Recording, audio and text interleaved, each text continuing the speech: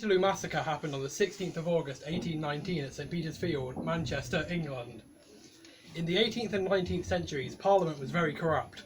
Over half of constituencies were controlled by patrons in an undemocratic fashion. Also, the corrupt system kept the middle and working classes away from politics as they were excluded from the voting system. Laws such as the Corn Laws guaranteed protection of corn prices at 80 shillings per quarter tonne, which were perceived by the lower classes as the landed elites looking after their own to maintain profits by making grain more expensive, meaning the working classes suffered and had to spend more of their limited income on food. During this time there was a popular speaker focused on reform called Henry Hunt.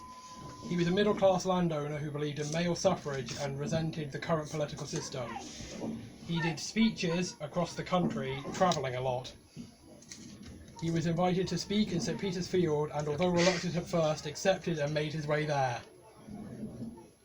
Naughty politicians liked the corrupt system and did not want to change it, so didn't like the protest and would not want the lowly peasants talking about reform.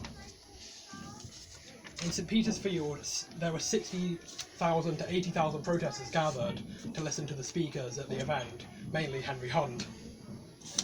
There was also a large police presence of over 1,500 men who tried to keep the peace.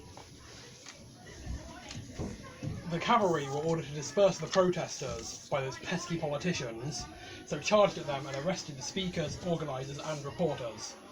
This resulted in 10 to 20 deaths, of which one was a child, and 400 to 700 injuries caused by sabres and horses.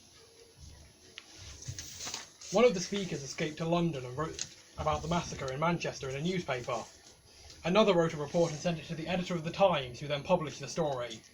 Henry Hunt was sentenced to 2 years in prison for his radical views, and Parliament passed the 6 Acts which restricted public gatherings and speeches.